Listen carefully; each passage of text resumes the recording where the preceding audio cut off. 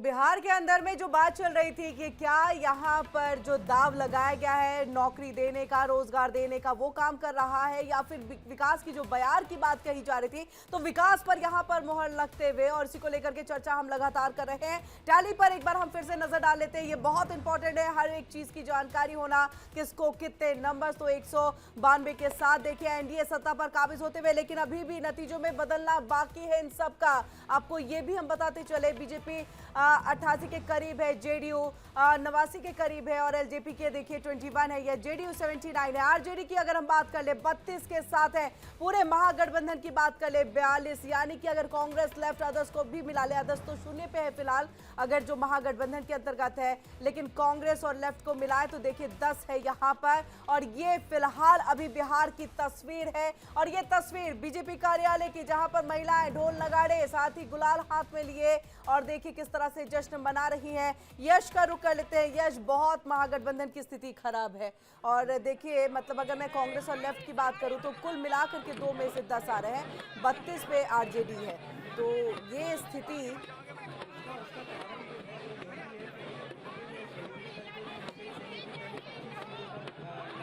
जी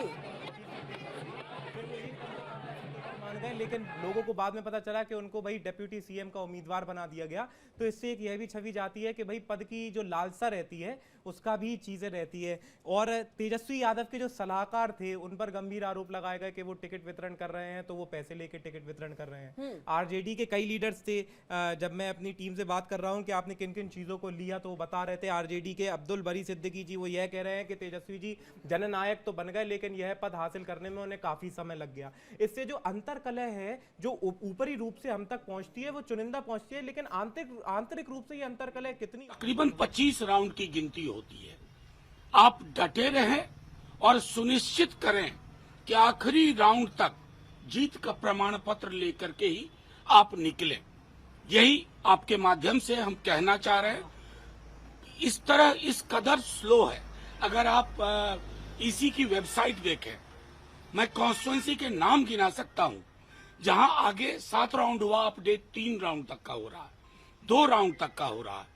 तो ये यकीन के साथ कह रहे हैं कि 60 से 70 सीटें बहुत लोअर मार्जिन में है, लो हैंगिंग फ्रूट के रूप में है।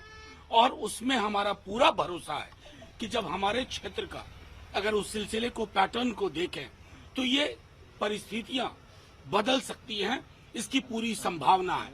आपके माध्यम से हम ये बात आपके समक्ष रखना चाहते थे। सर क्या कहिएगा, जिस तरीके से जो ट्रेंड आ रहे हैं, क्या उम्मीद मतलब एक्सपेक्टेशन पे? मुझे आपके सवाल में अच्छा लगा, आपने ट्रेंड कहा। प्री मैच्योर सेलिब्रेशन जो बीजेपी के लोग कर रहे हैं, ये ट्रेंड है। ट्रेंड का मतलब होता शुरुआती रुझान या प्रवृत्ति, और हमने इस तरह के रुझानों को बदलते और पलटते भी देखा है। Thank you. को बदलते पलटते देखा है। मनोज झा को आप सुन रहे थे। और विवेक देखिए जो हरियाणा में आरोप लगा था कि स्लो है बहुत, नतीजे में बदलने में वो कह रहे बहुत जैसे वक्त लगा रहे हैं, कह रहे जैसे कई ऐसी सीट हैं। अब जैसे मैं बरुराज, बिहार 96 नंबर की कॉन्स्टिट्यूंसी है और इसमें पहली जो प्रायोरिटी है वोटर्स की वो है बीजेपी। अरुण कुमार सिंह यहां से चुनाव लड़ रहे हैं। टोटल 61,000 वोट मिल गया है, 20,000 वोट से लीड कर रहे हैं। तो अब इतनी बड़े मार्जिन को यहां पर काट कर वापस लीड कर पाना मुश्किल है। जो दूसरी पार्टी है सीट पर, वो है वीआईपी की पार्टी। राकेश कुमार जी यहां चुनाव लड़ रहे थे, वो 20,000 वोटों से पिछड़ रहे हैं। तो कैसे आप इतने बड़े मार्जिन को कह रहे हैं कि अब 16 राउंड की काउंटिंग इसमें हो चुकी है, ये भी मैं बताना चाहूंगा। अब जैसे मैं आरजेडी की एक कॉन्स्टिट्यूंसी ले लूं, बड़ी खबर आ रही है। इस बीच एक बड़ी खबर आ रही है, बिहार के रुझान में प्रचंड जीत की ओर एनडीए नजर आ रही है। आज शाम बीजेपी मुख्यालय जाएंगे पीएम मोदी, ये सूत्रों के हवाले से खबर है। और प्रधानमंत्री जब भी रिजल्ट्स आते हैं इलेक्शन के तो बीजेपी मुख्यालय जाते हैं, कार्यकर्ताओं से बातचीत करते हैं। ये एक रिवाज हमने देखा है पिछले कुछ सालों में, क्योंकि बिहार में जो प्रचंड जीत एनडीए को इस वक्त देखने को मिल रही है। लेकिन मनोज झा कह रहे हैं कि भाई अभी बहुत अर्ली जश्न की शुरुआत बीजेपी कर चुकी है। विमल सिंह हमारे साथ जुड़ रहे हैं, प्रवक्ता बीजेपी, उनके पास चलेंगे। विमल जी बहुत बहुत स्वागत। इंडिया डेली पर बहुत बहुत बधाई आप लोगों को, आपकी पार्टी को। और पहला सवाल एंटीसिपेशन था 190 प्लस 180 प्लस का।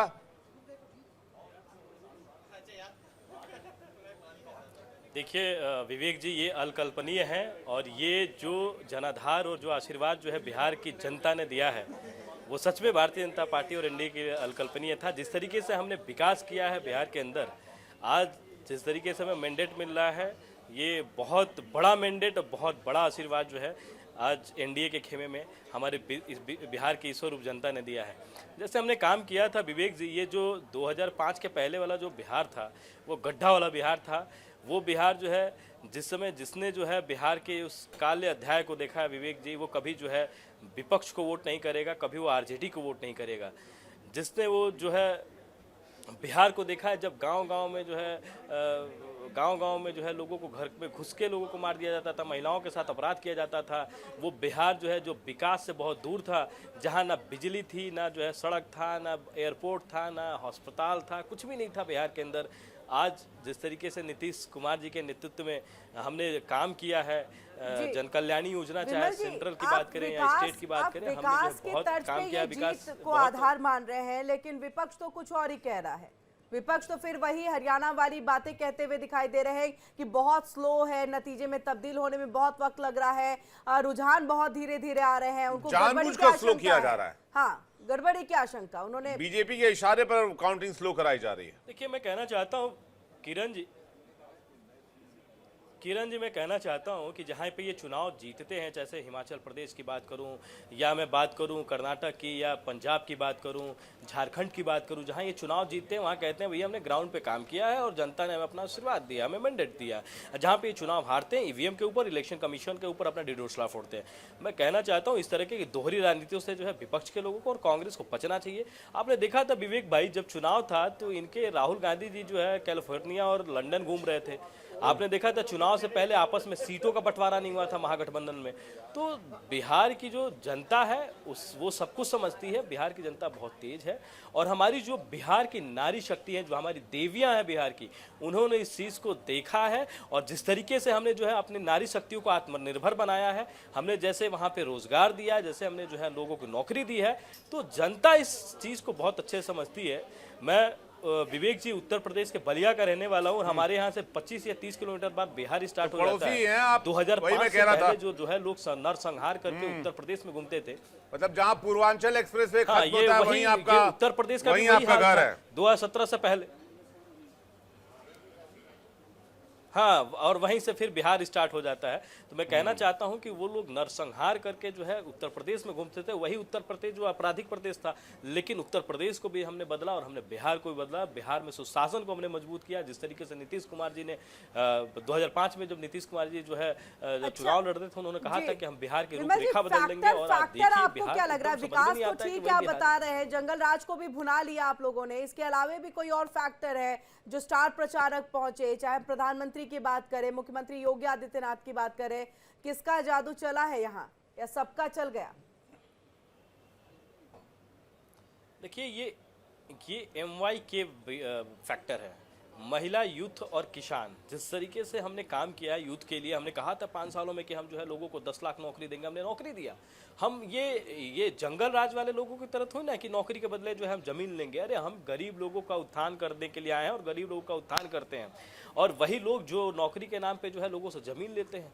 आपने देखा चुनाव के समय में जो है इनके कार्यकर्ता जो है भारतीय जनता पार्टी के जो है हमारे जो चुनाव लड़ रहे थे प्रत्याशी, उनके ऊपर लाठी डंडा और ईंटों से वार कर रहे थे। अरे जनता इस चीज़ को नहीं भूली है, जनता ये सब कुछ समझती है। लोग देखते थे जंगल राज में कि 4 बजे के बाद महिलाएं तो छोड़िए, पुरुष भी घर से बाहर नहीं निकलता था। ये वो बिहार था, लेकिन इस बिहार को हमने बदलने का काम किया। और जिस तरीके से हमें जनादेश मिला 190+, तो समझिए कि ये हमने जितना काम किया बस उसी का ये फैक्टर है।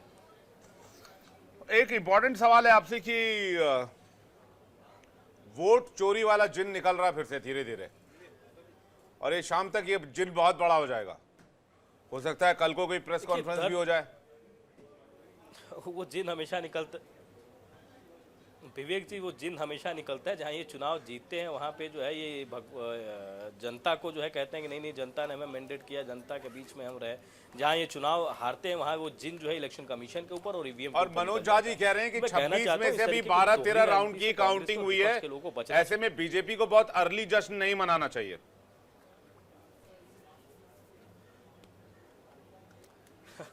वही कहते हैं ना कि अपने आप को जब अगर संतुष्ट करना है तो कुछ भी कह के संतुष्ट कर लीजिए, कुछ नहीं जाता है।